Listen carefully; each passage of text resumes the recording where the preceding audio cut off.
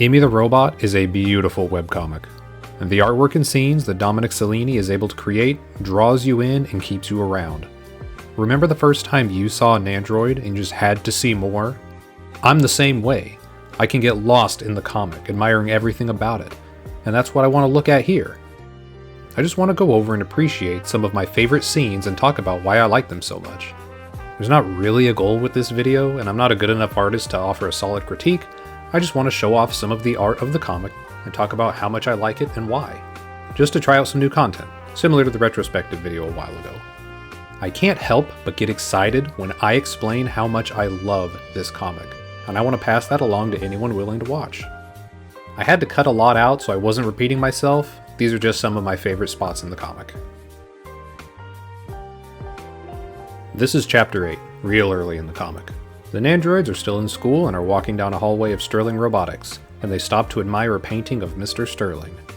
I think this chapter shows what I'm talking about with how magical the art is, or at least I hope it does. Take a look. It's just a hallway, with the same repeating simple shapes the whole way down. How is this impressive? But look at the coloring. Look how vibrant the contrast is between each section. Look at how big the scale is. It's so grandiose and posh. They've got these fancy Art Deco accents, a huge expensive painting literally looking down on everything, these massive solid wood doors, and it just stretches on and on.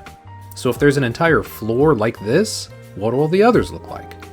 It doesn't take super intricate work to make something look amazing, and I feel like all this could easily get overlooked, as after the first panel, your immediate focus is drawn to the Nandroids and their conversation. This is also one of those parts of the story where rereading it gives it a whole different vibe. Something about little Amy saying he looks like he's kind really hits different whenever you reflect on the later segments of the series. Here's a small one. Chapter 13 shows the girls getting their work assignments, and it's one that really tugs on the heartstrings. But did you see the carpet? No, I know you saw it, but did you really look at it? It's such a small thing and you never see it again, but I love the design and the colors, the texture. It's just so much fun and it pops. This is great. Chapter 16, Emmy is talking about how Nandroids are meant to serve their families immediately after the first time skip, and we get to see this absolutely gorgeous shot of the Delaire home. We only see their home a handful of times from the outside, and it never fails to impress. Like, are these vines actually just squiggles, or was there a method to the madness? But it fits so well. It's so impressive what can be done with just colors. You don't even need line work. Check out the trees. I don't know how he does it, but these are the best comic trees I've ever seen. They look so full, like they've got actual depth. And this is just a few different colors twisted into odd random shapes. Do you think Dom actually took the time to draw specific shapes dependent on how the light would be hitting this tree? Maybe he did, I have no clue, but it looks great.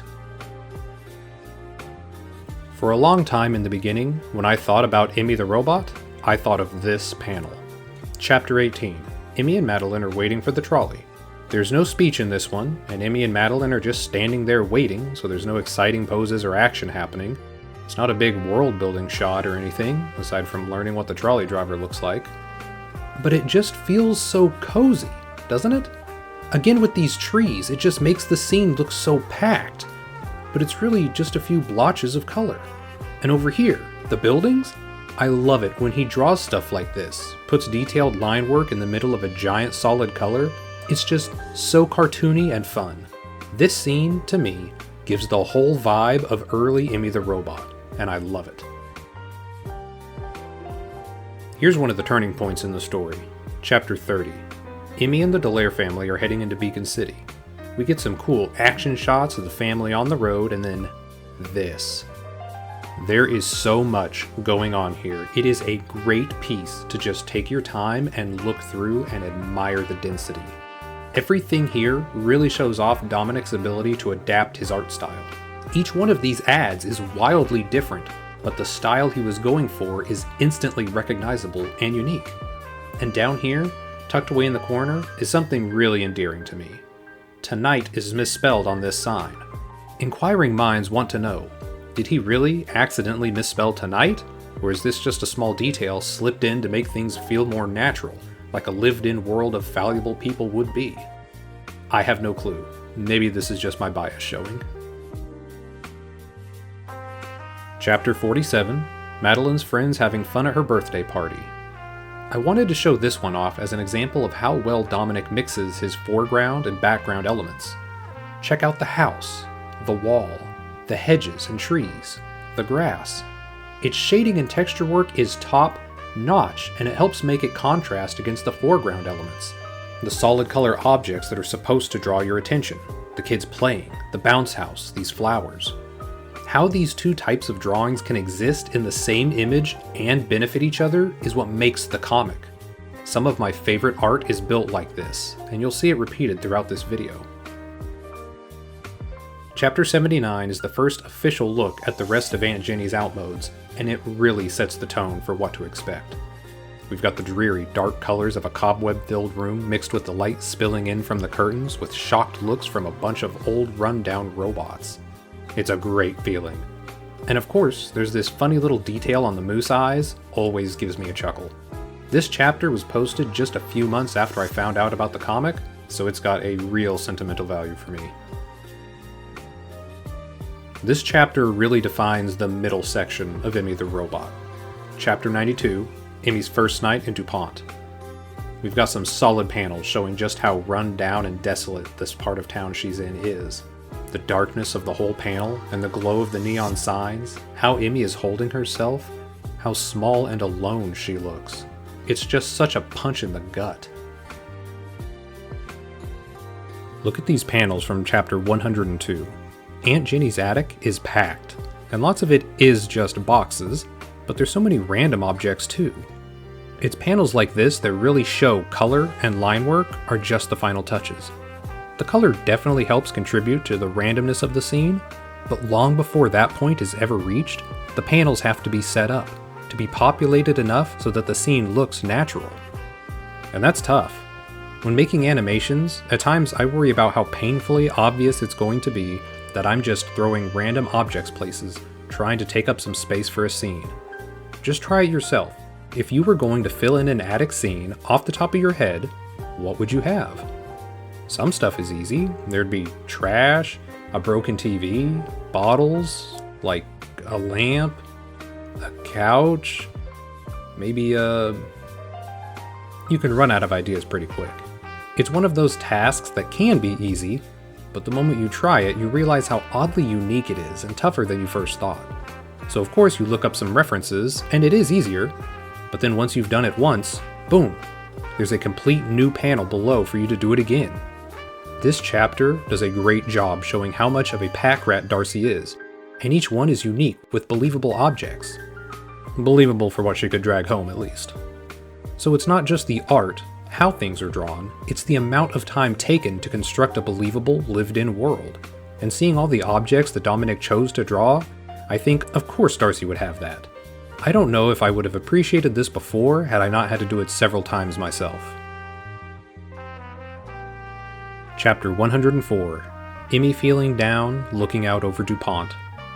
Similar to Chapter 92, we've got a darker color scheme broken up by the night lights of a rough and tumble city, with Beacon City silhouetted in the distance, letting us reflect on just how far away Emmy is from home. I can hear this panel, the soft melancholy jazz that would be playing.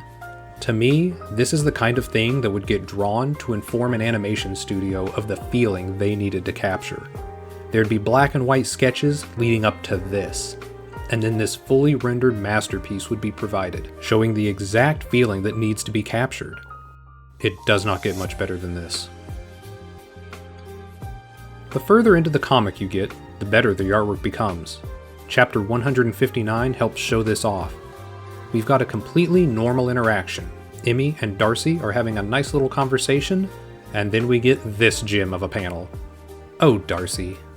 The early comic has funny faces and exaggerated features too, but they really make their presence known in these later chapters, and what I would consider the current state of the comic. So many good reaction images. Just a real quick plug. In Chapter 58, you can see a wall mural for Sterling Robotics in the background, a breathtaking mountain scene. It looks really good, doesn't it? Well, it's actually available in its full, unobscured glory on Dominic's Patreon, available for as little as $2 a month. There's a link in the description where you can find this and the highest resolutions of the entire comic's art available. Supporting Dominic's work via Patreon or just following and liking his stuff on social media sites is a fair price to pay, I think, to enjoy everything he provides.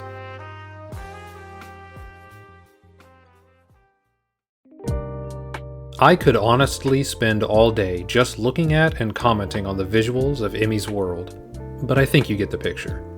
And you felt it too, right?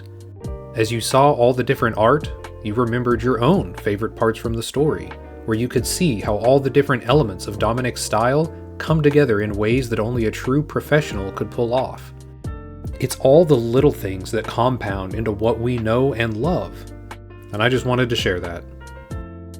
And what about you? What's your favorite part? I love hearing about different takes on Emmy the Robot. And was this video interesting? Is more content like this something you would look forward to? Be sure to let me know. I read each and every comment. Until next time, keep enjoying Emmy the Robot.